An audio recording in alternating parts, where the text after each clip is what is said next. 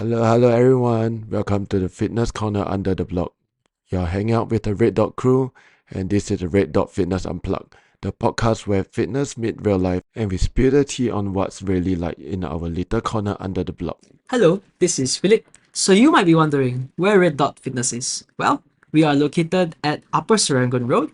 We run a variety of classes from HIIT to weightlifting to cardio classes and everything in between. If you want to find out more, you can follow us on Instagram at Red Dot Fitness.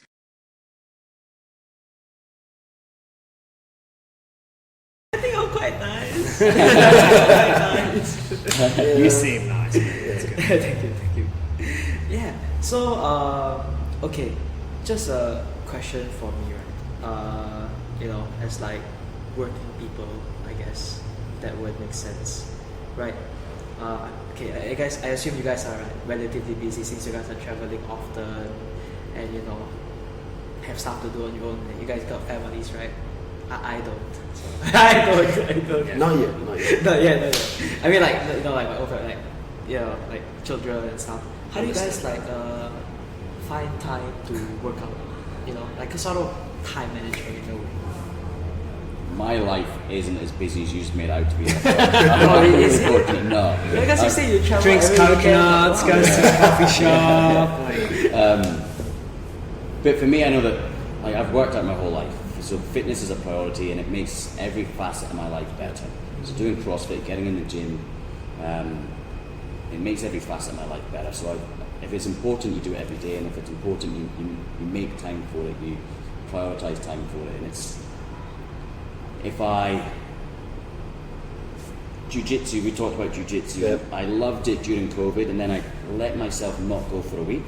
And then I started to fall in love with the feeling of my neck doesn't hurt anymore. Yeah, I know, right? My joints are okay, and it's a bit hot to have a gi, and my class is at 4 p.m, but I've not sent that email yet. And it was, once I fell out of that routine, it was easy for me to then take a couple of years off, and then it makes it even harder to get back in. And fitness and CrossFit, I'm like, I never want to be in that position, so I always go in and do something. And just like Danny said, is what makes it what makes me keep coming back is not only because it changes everything in my life, but I make it more enjoyable now. So again, my days of trying to be competitive, punching myself in the gut as hard as I can with intensity every single day. There'll be days when I go in and I'm gonna go at 75% today, but I'm gonna try and do these movements. I might modify or scale some movements because I don't really feel like getting upside down and walking on my hands today. And just making it more fun and meeting me at where I'm at physically, psychologically, allows me to maintain consistency, and also makes me sure that I'm not falling too far away from that routine, because once you break the routine, it's harder to restart it again. You've got to try and, for me anyway, personally, I try to keep the momentum going. So finding time, I try to prioritise time. I also try and get it done first thing in the morning. So I get up, go to the beach, walk the dog, and then it's after that I'm going to the workout, and then I can start the day with anything I need to do. Because I know for me as well, if I leave it till the evening, 4 p.m, 5 p.m, like my jiu-jitsu class was, it's easy for me to talk myself out and go, I'm tired now, it's a long day, I need to have a coconut down the beach. I'll do it tomorrow, I'll just catch up tomorrow. Yeah. And then tomorrow's a busy day, and the next day's a busy day. Final thing is have an accountability buddy. Have like a training partner, somebody that you can go to the gym with and hang out with, and when you're feeling like you want to have a day off, or you're stressed out, or you've got that email to answer, it's good to have them sometimes going, dude, we can go in and we do a quick session, we can get in there, it doesn't have to be a full 60-minute class, we can just get in and do whatever. Like yesterday, for example, I went in with my buddy, we did 6 sets of 4 bench press, and then we just talked and chewed the fat and went and had a coffee, and I was like, it's better than doing nothing. So yeah. Yeah. I would echo all of those sentiments, but I probably implement them more poorly. But yeah, I can't train in the evening. Like, it just doesn't work with my life. I've got 2 kids. I homeschool them, so my time is sort of fixed around those sort of things. But I mean, I can see out of my window, there's my bedroom window. There's a beautiful rice field, and then there's 3 gyms I can see from my bedroom window. Oh, that's cool. Right? And I'll sit. Sometimes I'll sit in bed at night time. And my wife just be whatever, sitting watching a show or something, debriefing over the day. and I'll see people in the gym there just grinding it out at 9 o'clock at night, and I'm like, good on you, like good on you. Yeah. If you can do that, that's fantastic. If it's after 3 o'clock in the afternoon, even my best intentions, there's no way, absolutely no way. So do it in the morning. We do stuff at home. I'll do stuff at home with the kids. We've got like parallettes and like a little pull-up bar, and do you guys know what rope flow is? It's like rope flow. Yeah. Like even if all I do is bugger around and play with that stuff, then I'll do that, or and then like I say, there's a handful of gyms that are so close to my house. I can see 3 out my window, but there's probably another 7 that if I could just look through a wall over here, there'd be like another 7. So I train in one of those gyms, and me and my wife go together, so that's like our little she's my accountability partner, so she probably pushes me harder than anybody would anyway. Like she's the one that's like, come on, we're going to the gym. I'm that's so okay, sweet. I'm just gonna do another lesson with the kids. She's like, arse in gear, get on the motorbike, let's go. So absolutely. But I agree. I do prefer to work out in the morning. You feel fresher. It's just done then, right? Yeah, Like, get there's done no and over excuse. with. So many excuses between now and 4 o'clock in the afternoon. Get it done and over with, and then start the day. Yeah. Okay. For me, I'm the opposite. I wake up in the morning. I just like to be Nice and cozy. and okay. That's because you're the closest to a teenager in this group right now. Yeah. So you've still got all that teenager vibes that's so close. Yeah. Laying in bed till 1 o'clock in the afternoon doing nothing. Yeah, sometimes I'll wake up and like I've been trying to like kind of fix my sleeping schedule in a way, wake up and like, okay, if I'm not morning shift today, let's wake up at 8 and do something productive. Then I look at 8, it's like You look at your clock at 8 o'clock and roll your eyes. like look at it like, okay. How old are you today? How old are you? Wait, take a wild guess. How old do you think I am? 23. Okay, actually really close. Yes, I am 33 this year. Now that you say. What are you? 33 this year. Yeah. Yes. 30. Yeah, okay. There you go. See, Spot you're on. the closest to a teenager, I know, right? It's still there. It's still in you. We're trying to fix that bad habit of just like, falling back asleep in a way. Maybe you're right. Maybe I should, in the morning, just make it a habit to kind of, even if it's not working out, go out to take like a walk. Yeah, man. If it works for you though, I feel like if Yeah. the routine works for you, keep in your routine. I wake up at 5:30 every morning religiously, and I'm down the beach for 6. It's a military background. That's a military, brother. yeah. I'm like drop a willing. If I'm not out of bed by 5:30, I've wasted the day. It just works for me. I like getting up. I like being at the beach, watching the sunrise. I have a coffee. I've got friends down there. We hang out, and then it's like, okay, now I'm going to leave, go back, and go straight to the gym. And that routine just really works for me. And then by 8:30, I've hung out with some friends. I've had coffee. I've walked the dog, and I've worked out. Now, whatever happens the rest of the day, if I have a total disaster of a day, I've ticked off the most important things for me. It's like, cool, I've socialised, had my morning coffee, I love my morning coffee, and I got a workout in, and the dog's been out in nature. So that works for me. But if it didn't work, and I lived in a busy city, and I had to get up and take transport and get to work and be in an office for whatever time, then I'd have to make it work in the evenings. And I've been that person. At 8 o'clock, 9 o'clock. I've been that 8 o'clock, Yeah. 9 o'clock person at night, and it sucks. And then you finishing your workout, trying to get some post-workout nutrition down you before you go to bed. And but that's whatever works for your routine, whatever you enjoy. And that morning routine. I flew back from London to Bali. I was there recently early because I wanted to do my morning routine on the Monday morning, because it's a great way to start the week. So, man, I'm going to fly back. Instead of flying back on Tuesday, I'm going to fly back on Saturday, so I land Sunday. So I start the week doing my morning Just routine. mentally, that's Yeah. good, Yeah. right? Like, Yeah. it's like a new week, fixed on it. new day, you're back into it, Yeah. and it's cool. Yeah. Meanwhile, you're throwing the alarm clock across the room. Let me ask you this. whatever. Go. What's the first thing you do when you wake up at 5:30 a.m. in the morning? It's the first time a glass of water. Glass of water. Yeah, glass of water or bathroom, one of the two. That's it. Yeah, I'm just wondering, because for me, like, when I have to wake up at 5:30 when I have a morning shift, I kind of have to fight for my life to get out of bed. Okay, I gotta be there like 15 minutes before class time.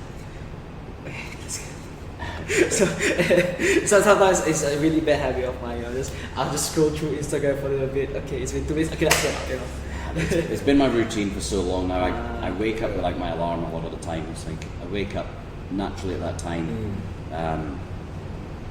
and if I hit that snooze button, I don't feel tired when I wake up at that time. But if I hit that snooze button, then then it knocks my whole routine a little bit right, and then I don't get as long down the beach, and then I feel frustrated. I feel rushed, and then I'm like rush back to the gym, and then I'm always kind of chasing my tail. So it's like when it goes off, get yourself up, get down there. And also I love it. Like I enjoy the routine. So it's like, this is worth it for me when I do this. If I'm waking up and I'm doing something that I don't particularly want to do, then maybe it's going to feel more like hassle and stressful. But I'm really fortunate I'm able to have a morning routine, which I love. What time do you sleep? 9, 10 o'clock at the latest. Yeah, you gotta fix this. Same? No, I sleep at 12. Yeah, see. Well, there you go. Right? That makes sense. Yeah. So that's when I'm back. I'm like, okay. At night, because night is like my designated, like, you know, kind of relaxed time. That's where I play my. You guys ever heard this game called Warcraft 3? No? Yeah. Basically my computer games and stuff. You know, like at night I'll do it because like in the day, you know, that's like when the work stuff. Yeah, So I'm trying to keep it. Then sometimes I will overshoot my sessions and like, oh shit, it's 11:30. Try to get to bed and like I'm there in bed like I can't sleep. Then it's like, Your mind's stimulated Yeah, in a way. that's it. yeah. Too much blue light, Yeah, I know. and red light, and green light. So for Danny, because I'm a father of two too. Yeah. How So- old are your kiddos, mate? 6 and 2 months. Oh wow! Damn, Yeah. that sucks. So- No, it's great that you got 2 kids, but 2 months. Yeah, I know, right? So, coming how down do the you, path, right? so how do you incorporate fitness to your kids? Like, is it a... My kids, they train jiu-jitsu. Mhm. My daughter does gymnastics. They go dirt biking. Oh, the biking? Yeah, they skate. They do some basic stuff, like if there's an opportunity to swing on pull-up bars and all that kind of stuff, they'll do that with me. My daughter's probably a little bit better at doing stuff at home than my son is. But yeah, he'll go train jiu-jitsu, 2-3 times a week. Happily loves it.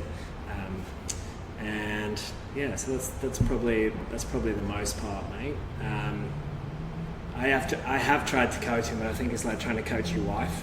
Just don't do it. Let someone else do it. Yeah. Farm that out. Yep. Like I homeschool my kids anyway, so I feel like I get a lot of time with them, and I just feel like, It's too close to comfort. that's probably just because then I get like that's the one sort of area where I kind of get a little bit frustrated if they don't do what I'm asking them to do. Everything else I'm quite patient, but if it's that, I kind of get a little bit narky with them. So I'm like, you know what, it's this. That's It's too close to home. Yeah, Everything yeah. else I can deal. But yeah, and just trying to, if they see mum and dad go to the gym, then they're more likely to go to the gym. Yeah. If they see dad go to jiu-jitsu, Yeah. then they can connect with it. Like Yeah. if I'm not going to jiu-jitsu, if I don't train it at all, and then I tell my kids they've got to do martial arts, Yeah. it's like it's Yeah. weird. Like, okay, cool. They don't even know what it is, and you're like, you must do a martial art. You got to go to martial arts. You got to go to jiu-jitsu. Meanwhile, they're getting their face smeared by some sweaty individual, and they're like, "This sucks, Dad. Why am I here?"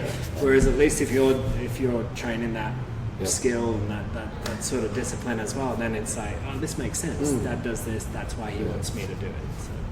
Okay. But what's your take in terms of like training kids, right?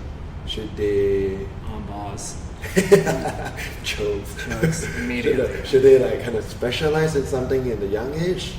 Or I mean, this kind of I think they should do whatever they everything, want to right? do. So, As many cool things as Yep. you can get them to do. Yeah. And preferably things that travel, I feel, are the best things. So, the kids wanted to skate, that's cool. Yep. The skating travels. You take your skateboard anywhere in the world Right. with you, right? And you find somewhere to go play and hang out. Same as surfing. Yeah. If you can surf anywhere, and that opens up this whole new community.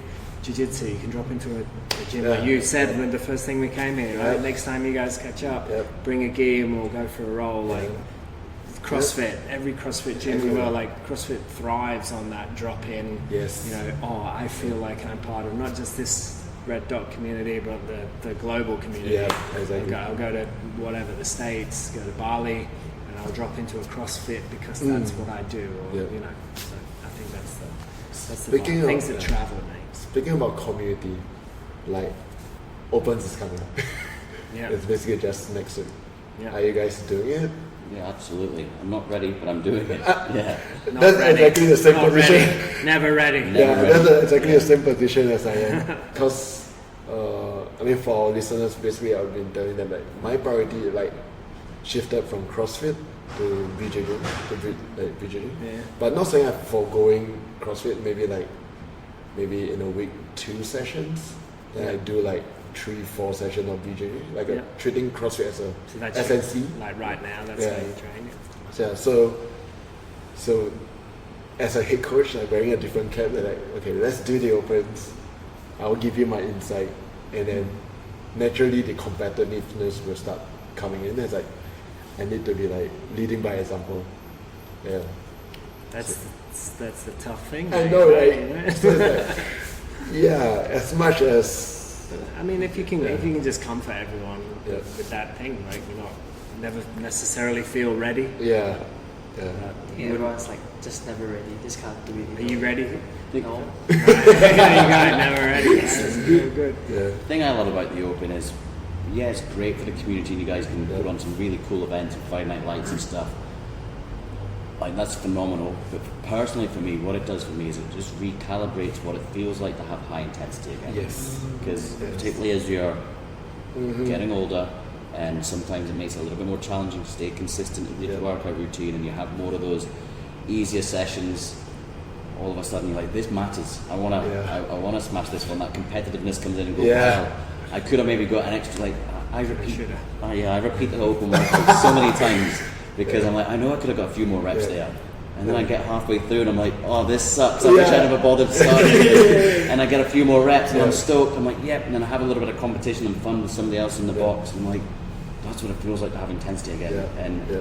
that might stay with me then for the next 6 months. But I agree, okay, I'm going yeah. to try and feel that feeling in the back of my throat once a week from now on, because that's just a reminder of what intensity feels like. So I love that aspect of it, although it can make us nervous and it's also uncomfortable. But CrossFit's high intensity. And Exactly. If you forget what high intensity is, this will remind you straight Yep. away. Yeah. Immediate. And also, if you're not gonna step up on the podium, yeah. like Yeah. don't stress too much Yeah, about it, yeah, right? yeah. Like just have a crack, enjoy it. Like, yeah. But I also like the opens whereby it kind of keep us on our toe a bit, especially when repeats workouts start coming out. Keeps you honest, It's like, keeps you accountable. yeah, it's like, am I better than 3 years ago now? That kind of thing. Yeah. Yeah. Well, I mean, you're probably not gonna be if Yeah. you're doing something else, right? Yeah. Like, and that's okay. Yeah. I don't think it really matters as long as what you're doing complements Yep. what you want to be doing. Yep. Which is like, if you're training twice a week, then expect that looks Yeah. like you're training twice a week and not 5. Yeah. And that's that's cool because Yep. your BJJ is your focus, and that's Exactly. probably getting better. Yep. And what you're doing is probably maintaining that, you Yeah. know, and Yeah. advancing it maybe even as well. I agree. Within the last year, Brett kind of planted a seed, was shifting my kind of mindset on, Oh, is it? on training Okay. in general, where he asked me, he came over to Bali actually and took him to Jati Bui and he had a great time on there. And he's told me that his goal for last year was to try and deadlift 200 kilos. He never deadlifted 200 kilos before, but he thinks that if he was to put in some structured training towards it, it's achievable. Yep. And I was like, that's a good goal. I was like, I don't think I've got a 200 kilo deadlift in me right now, but I've always felt like I could get that back at some point if I wanted it. Yep. And then I started to realise, I went into the gym, I tested it, and I was at like 175, 180 mark, and I'm like, oh, that was really challenging. And that like the risk of injury, Like, expedite. like, it wasn't easy. And I'm like, man, I actually need to do some work to get that 200 kilo. And I said to Brett, hey, did you have a sub 7 2K row still? Because I don't think I've got one. And again, it's one of those things that I've always thought for many years I could get it if I really trained for it. And it's kind of like, I should have really trained for this year's Open. I'm not ready. And like I'm 42 years old next week, and it's like the last 12 months I've started to realise I might never have a 200 kilo. I might have peaked already, and I'm holding on to my fitness for as long as I can.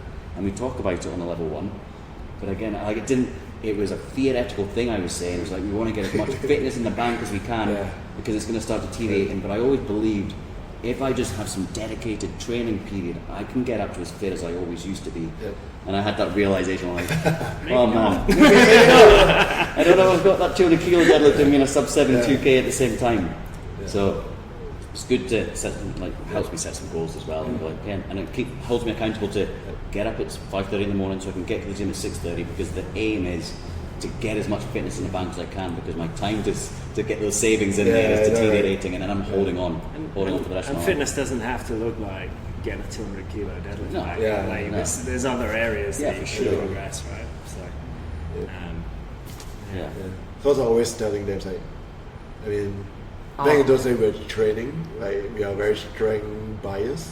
So like my numbers are like, I mean, kind of high. And after a while, I realized, do I really need to lift that heavy in a way? And like as long as I kind of maintain like 10% off, 30% off my Warrior Max, I'm good. Then I start working on Metcon, start working on like the other aspect of that's going to help you jiu-jitsu more now than pushing your numbers up. Having someone like pressing on you, like get it out of me. Trying to breathe out a little bit in the corner of your mouth, and should have done some more Metcons. So like telling them, like, I mean, chasing PI is fun, but it's not everything. No. It's not everything. It's got to be fun as well, right? It's supposed to be fun. Actually, one of the things that Eugene says, these like a while back, is what did he say? Like something like whatever you're doing now is like an investment to your. Basically the back to the model, right? The Sinners Wellness Fitness model. You try to get as much weight to the right hand side, so you don't backfire. Like Put money in the bank. Right? Yeah, exactly. Don't like kind of like boom and then back to the left. You gotta start investing more. Start investing more. When you're a young man, you can do that. Right? You have time. You have time. I think it's also, I can't just take it for granted in a way, like my youth, you know. I guess you're right. Everyone does. Everybody does. Yeah, everybody does. Don't stress too much about it. Okay, but I do wanna like get to a certain level that I wish to be, you know, relatively high. On the podium. I wish, maybe not. Stay out of all these KTV. Other beers and everything. I think one of the things that Eugene always said, right, at like, you know, because now he's like a dad and like he's got his life. I think one of the main goals, right, that, you know, I want to take now and down in the road is to look good naked. Is to look good. Do you feel like he's let you down in a way, having a family? Sorry? Do you feel like he's let you down now? He's having a family and he's like, you're never here anymore. You're always with your kids. No, I mean like, just look good in a way. And maybe it's just that I can't imagine having a family. It's like, you know, it's like neither could I when I was 23, man. Like, come on. But I think one of the things that one of my my dad, my mom used to say is like, you know, like you cannot imagine now, but like when you have it, you know, and make things work, you'll be happy. There's some like satisfaction to that you know I still can't imagine now. Maybe when I'm there, I'll understand, you know, both of your point of view. You know. Take your time, mate. Yeah, I'm not exactly looking forward to it, but when it happens, it happens. You know. I just gotta get the first step in first, which is to get a girlfriend. I mean, that definitely is one of the key components, I think. So Danny and McCoy, I mean, you guys have been in CrossFit for so long. Do you see there's a shift when you just started in terms of, and now in terms of the culture, the direction of what HQ is going? Like, of which? Of the company or of in terms of the gyms or methodology, of like, the gyms, I think the methodology stayed ridiculously true. Yep. To be honest, and that obviously there's external factors like the CrossFit Games and the addition of that, which in the early days was never a thing, and I think that people sort of identify CrossFit as the CrossFit Games, and so it might feel like the methodology veers towards this thing, but ultimately that's just one aspect of it. It's the most visible aspect, I feel, unfortunately, because the day-to-day affiliate, like where the rubber hits the road kind of vibe is the methodology. Like that's the practical application of everything that we teach. But yeah, I think that's stayed ridiculously true on the ground.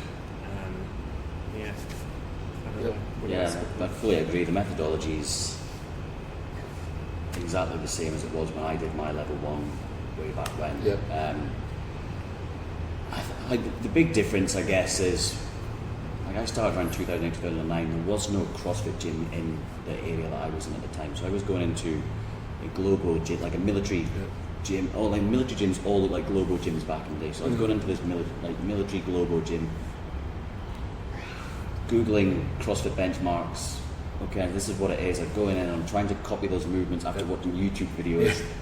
I entered 2010 CrossFit Games. I think it was sectionals. Was it called back then? Sectionals. Sectionals. I entered just so I could go meet other people doing CrossFit. I don't know. I have no idea what this thing is about.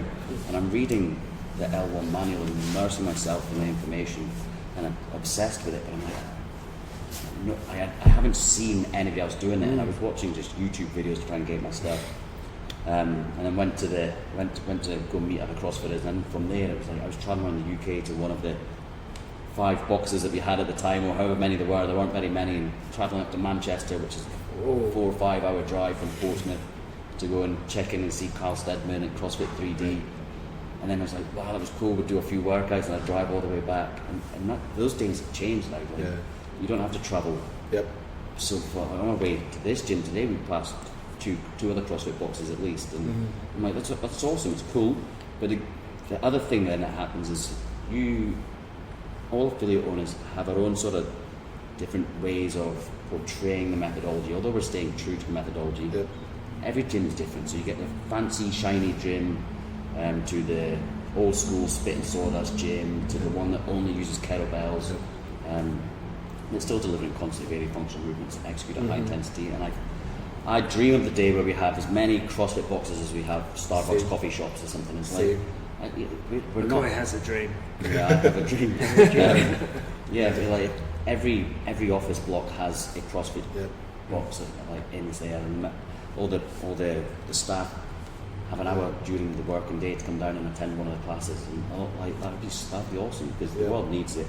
But we get lost sometimes in thinking that our competition is the gym down the road, and then we focus on, well, I'm going to do it differently because my way is the better way, and it's like we're all doing the same thing, we're all changing people's lives for the better, and more of us out there doing it better.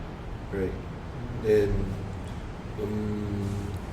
because as we know, right, I mean, fitness industry is it's always changing in a way. To me, it feels like it's just repackaging and just make a new product out of it and then come up with something new. They're just looking for exactly. It's just exactly what is old becomes new again. And they're just trying to entertain people and distract people from the underlying message, or just try and keep people, inspired in a way. Like that's what a new program does, right? That's why people hop from one program to the next. That's right. It's because they're lacking that intrinsic motivation to go just stick with the grind, and so they're going to jump to this new thing. This new thing, like you say, it's probably just repackaged stuff anyway. And so now everyone does high rocks, right? Everyone wants to know, we don't do CrossFit anymore, we do high rocks now. You're like, really? Cool. It's like kind of same, but you pretty much just lifted a whole bunch of stuff from there and then just made it really long. Okay, cool. Like if you follow a true CrossFit program and the methodology is consistent with what we teach, then you're gonna hit all that sort of time domain stuff anyway.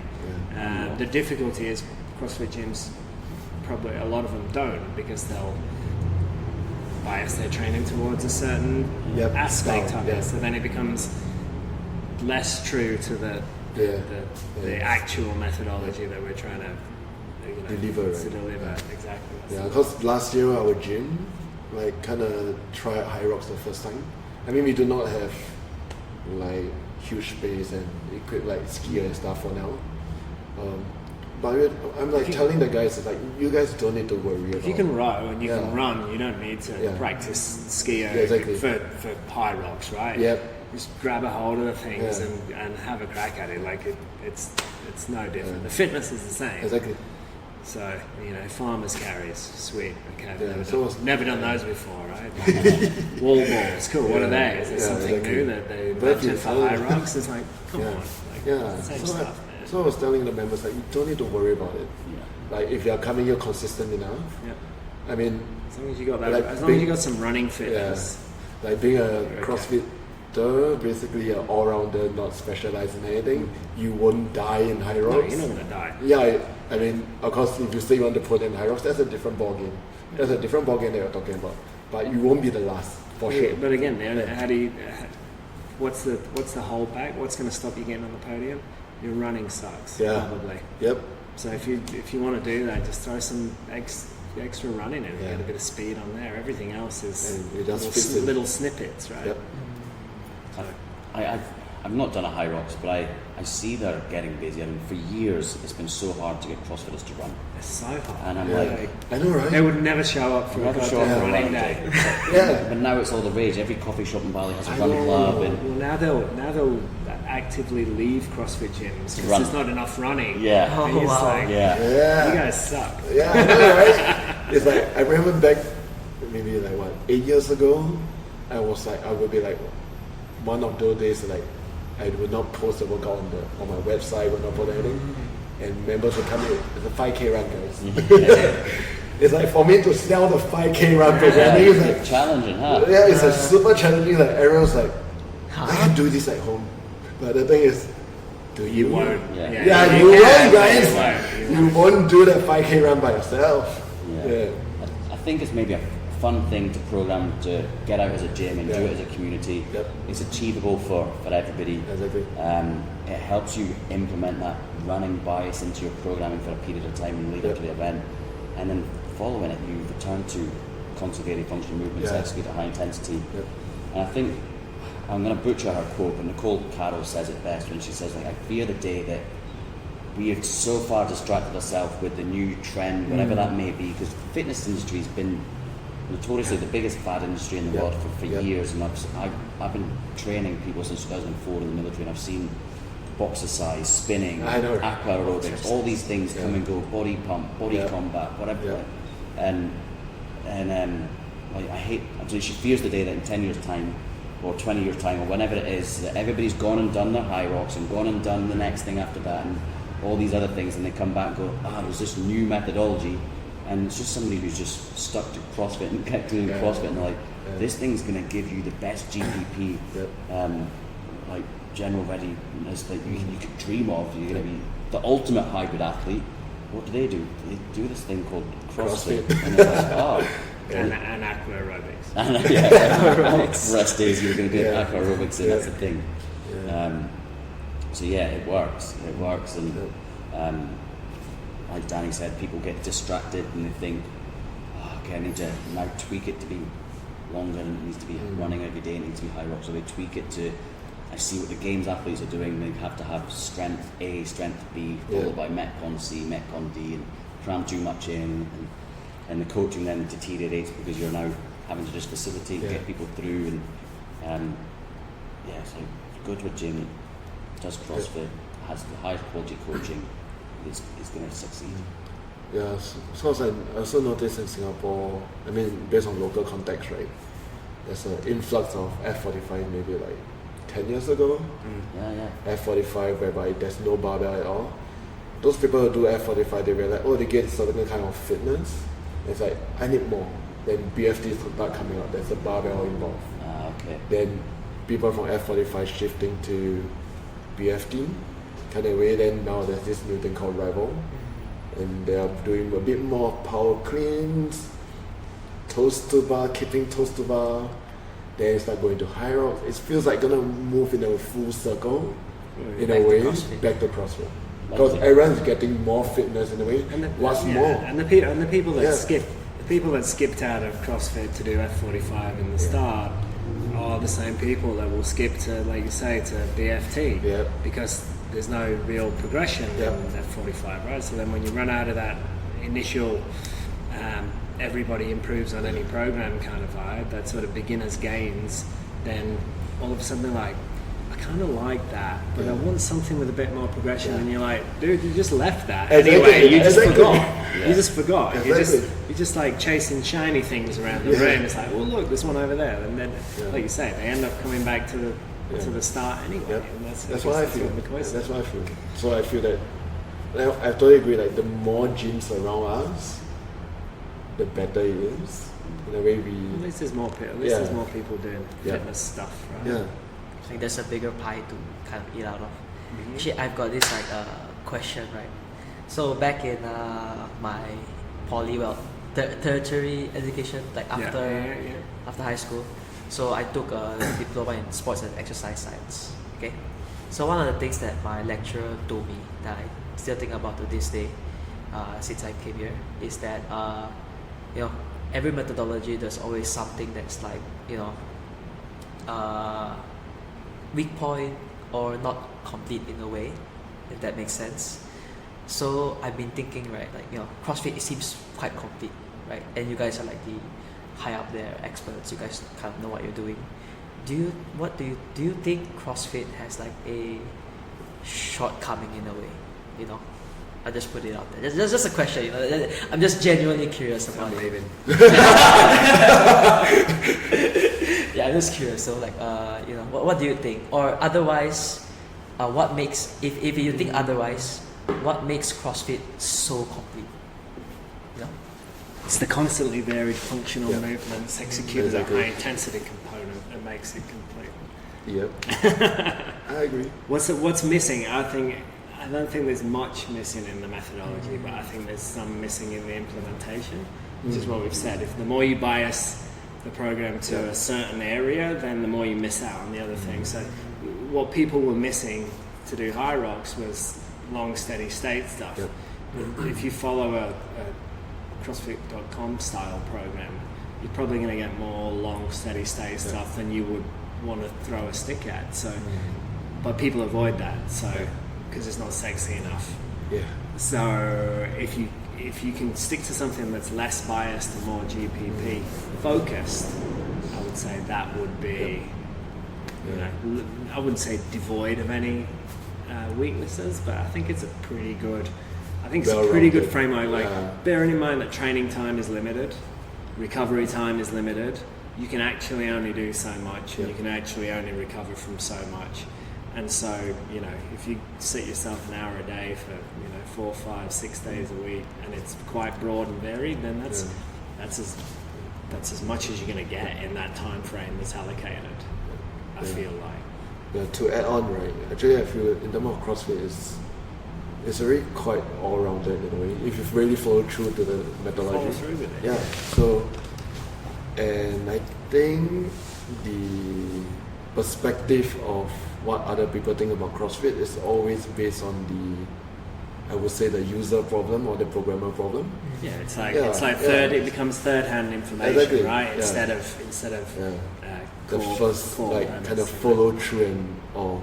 Yeah. Yeah, seven coaches down the line, they're delivering it in this way, and then your experience of that seventh tier of coaching is, CrossFit's this. Oh, they never do X, they never do Y, or we always do lots of this, and it's like, no, that's that person's interpretation of that thing, not necessarily the original kernel of the program. Is often a misunderstanding, I think.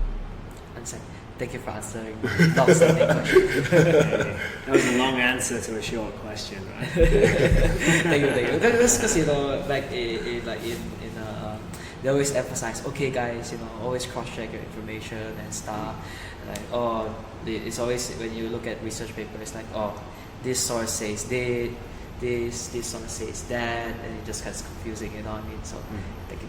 Appreciate it. So it's just more of the implementation of how I think so. I mean, Yeah. you can probably find some holes in that statement, Yep. but yeah, I think that's often the case.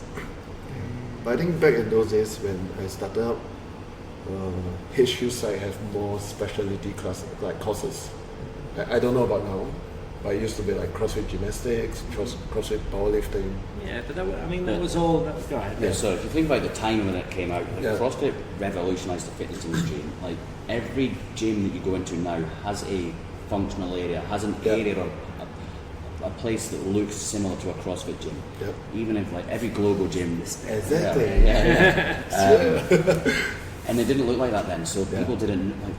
people weren't doing the power lifts, weren't doing deadlifts, squats and presses. They weren't doing Olympic lifts. They weren't doing gymnastics. They weren't like all the speciality programs. They weren't doing strongman stuff and using sandbags and things. So there was a huge gap in education to like how do I teach and facilitate and coach these movements successfully, which are extremely beneficial. Yes. But I'm not so skilled at. And what I particularly love about the level 2 as it's evolved over the years is the common movements themes lecture, which gives you the framework to be able to look at any movement and start to determine, okay, what common movement themes are going to utilise this movement for it to be successful. So I don't need to go and do a speciality course for everything, because I can take the framework and I can learn how to keep a sandbag close to the frontal plane. Maybe I need to sacrifice my midline stabilization to find a fixed position around the object, so on and so forth. So I can start to identify, okay, I know how I can teach this, but I'm only going to do so by either digging in further and doing some more research, as opposed to back then it was like, we've got loads of people that we trust in the community that are speciality coaches. Get yourself to go and see one of these people and I'll help you out. So the speciality courses, I guess, have got smaller, but there's still some available. And then we've also, on the CrossFit education tab online, there's lots of other people that are offering speciality courses that we've done. We approved this course, we think it's a good one to do. And when you're a level 3 coach, that then adds into your CUs when you attend it. And there's a variety, and there's things about how to have difficult conversations with members and people. There's ones about anatomy, physiology, whatever you're interested in. Postpartum training. Like whatever all you. that kind of stuff. There's loads of stuff available out there, and it's just like CrossFit don't have as many speciality seminars under the CrossFit umbrella. Yeah. No one knew how to deadlift, basically, I know, right? right? So it's like It's not in the 9 cool. fundamental. Well, I mean, they're not learning it from anybody else. So then we try and find someone that has a pretty good background in that stuff, and we go, cool, you're going to run a powerlifting course. But the suggestion was never that you have to take it to that degree, right, to the nth degree, like best in the world vibe. It's more just like, cool, these are the fundamentals of this, and then incorporate that back into your training, and then you, like McCoy said, the common movement themes. You understand that it's like, you know what, some of that stuff that we just heard was important, but for me right now, I only really need 50% of that. Like I need 50% of what you're doing to the stringent model that you're sticking to. I don't actually, for me to get fitter, I don't really need all of that. Like some of that information's enough.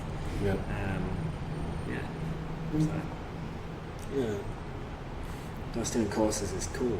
Right? It's more fun. It's fun, right? Like it's good to connect and learn some stuff. Why not? That white belt mentality is like always be learning. And like the same thing is like you can always take something good from a course, or you maybe take something not so good about the course. I'm like, I didn't like it because of these reasons, or I don't agree with that method or whatever they're presenting for whatever reasons. But you Just can walk out of that course. Just walk out. And never turn out the second day. But like there's so never stop learning. We're not, when we're done learning, we're done. It's like you've peaked now. Now you're going to be unconsciously incompetent with the glass ceiling that you can't break through because you're not willing to keep expanding your mind. And, always be learning, always be flexing. Always be flexing. I've got one quick question. Oh, Go for it. Okay, so now I'm L1, right? Okay, so I asked this guy, right? This guy. Why my boss?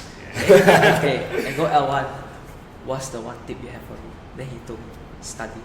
So now I ask you guys, right? When I go to L2, What's one tip you'll give me, So, Coach. coach? Coach. Because when you come to the level 2, we're going to be giving you feedback on your coaching. So, like, you're only going to learn a style of coaching by getting on the floor and coaching. And some people will maybe do like a level 1 and try to come for the level 2 immediately. And I did that because I loved the L1. I was like, that was awesome. Sign me up to the next available L2 in the UK, because they weren't as frequent as they maybe are now. So I only had like 6 months of CrossFit coaching essentially, but by the time I did my level 1 to level 2. But luckily I had 8 to 10 years of being a physical trainer in the military and coaching, so I had a coaching style. Whereas if I hadn't done that, I'd have had too much limited experience of coaching, that when Danny gives me loads of feedback at the seminar, that feedback probably would have been irrelevant in another 6 months of coaching experience anyway, because I would have figured some of those things out. Yep. So the staff are going to meet you where you're at when you come to attend the course.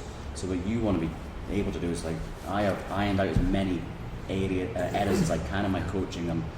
I'm ready for this, and Eugene's done the L2 multiple times, and every time we meet you at where you're at and you get feedback relevant to your coaching ability at that time. So there's no shortcut to getting better than doing the thing that you want to do. So like, get on the shop floor, coach as much as you can, and then get on an L2 and we'll meet you where you're at and give you the most relevant feedback for you to continue in your growth and your journey. I would say show up with a mindset is like how people show up often is with the idea of protecting what they currently do. So they feel like they're under test conditions, like if I stuff up this, then I'm in trouble or I fail the course. What you should be turning up with is the experience of, cool, how can I get better, because I'm struggling with fixing this. I made this mistake trying to coach this person. I had a real hard time trying to fix this particular movement. I'm going to the course to learn some things to make me better, versus I'm going to the course to defend what I can already do and not just be like, normally I would already do it in a different way actually, so you're wrong. Like, it's not that. It's like, no, come to be better, and come to be open to the fact that if you can be coachable, then you'll be a better coach. and be vulnerable, because the feedbacks will start flying in. It's like, Bring a pen. Okay, let's do it better next time. Yeah. But it is, that's the point, right? Yeah, The L2 is to make you a better coach, not just to prove that you were all, oh, you know what, Phil? No feedback for you, you're already there. No one's walking away with that experience, and if they are, we've done a terrible job. That's a terrible job. So you're not here to prove anything, you're here to learn something. Simple as that. Yeah. That's it. Yeah. Yes. Yeah, I guess we kind of talked quite a bit in a way to close this whole thing. Let's right? get some food. Yeah. Yeah. But before that, what's your pet peeves in coaching? Oh my god. That would be fun. Is that a quick one? Like, Quick one. Is that a long one? One thing, one pet peeve. One pet peeve. The most up there. I listened to a CrossFit training video on YouTube, and Denise Thomas says on it, you don't have to look good, but you can't look bad. Or you don't have to smell good, but you can't smell bad. And she has some breath mints or whatever. And that's my biggest pet peeve, is when the coach isn't wearing a coach's uniform as such, whatever that may be, whether it's just a branded box t-shirt, or they're wearing thongs or flip-flops or sandals, or they've just worked out and as they come into the whiteboard, they're putting on their sweaty t-shirt. I'm like, coaching is my profession, so do it professionally. Yep. And that's my biggest pet peeve, is when the coach looks like they're disinterested, on the phone, not wearing the right uniform. Like, flip-flops are a big one for me. I'm like, man, why are you wearing flip-flops to teach a class? And that just naturally tells me that this coach would probably rather be doing something else, be elsewhere, or didn't come ready to devote his care and attention to me as an athlete for these 60 minutes. So yeah, that's my biggest pet peeve. Okay. Danny? I think probably, and maybe it's just an age and stage thing, but I know that some people never get over it, is if you walk up to a client or a member in the gym and wig out because you're watching them, like you're about to coach them, and then they freak out because they're like, well, now you're going to coach me, and you're like, I find it frustrating when you're like, well, it's like, I would have done it good if you weren't here. And you're like, no, you wouldn't. You've never done it particularly good. The reason that, like, you misunderstand the coaching process. Like, I'm here, not to tell you you're already doing it good, or not to, pass you or fail you on a test. Merely just to give you a little bit of feedback on areas you did well, and maybe something that you could brush up on to get a better outcome. And so it's like, when people are either going to take that coaching journey on and progress, or some people are going to push back on that for the entire time that they're there, and unfortunately they're the people that generally don't get much better, right? So that's probably my pet peeve, being uncoachable, or not being ready, not wanting to be coached at all. That's deep. But if an athlete that doesn't want to be coached, it's like so hard. It's like pushing a car up. Oh, you're looking at me, and you're like, of course I'm looking at you. Like, It's my job. That's the relationship we have, exactly. right? Like, if you wanted to do it on your own and you didn't want anyone to coach you, then do it on your own and don't have anyone to coach you. That's no problem. Exactly. You got a garage, or you got a Globo gym, do whatever you want. You can train wherever you want, but if you're here, this is the relationship we have. I agree. Okay, I think we have a long one. Thank you guys, Right. it was fun. But before we close our Thank you rating, for coming. we have something from our partners for you guys. From McCoy, Well, knockout. it's for you. Thank you so My much. delicious- We'll start with some of our Amazing. mugs. Sick. Thank you so much. go. Let's do that. That's deeply is sick. appreciated. Yeah, use it, drink it for L2 tomorrow. Oh yeah, You need some caffeinated BCAAs, you We need some definitely need some protein caffeine. shakes after Cool your coffee workouts mug. tomorrow. Sick. workout t-shirt. Nice. Coffee mug. Oh, that is really, really kind. Thank you No so much. worries. Yeah.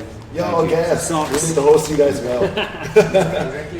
Thank you, Alright. mate. Thank you so much for coming down. Thank you. Let's go for a dinner. Yes, let's eat. Alright. Let's close up everything. Boom, boom, boom. Yep. Let's go, man. Ready for some meat? Could not be more ready, actually. I was hungry, yeah, hungry. When I came in, I looked at those bars on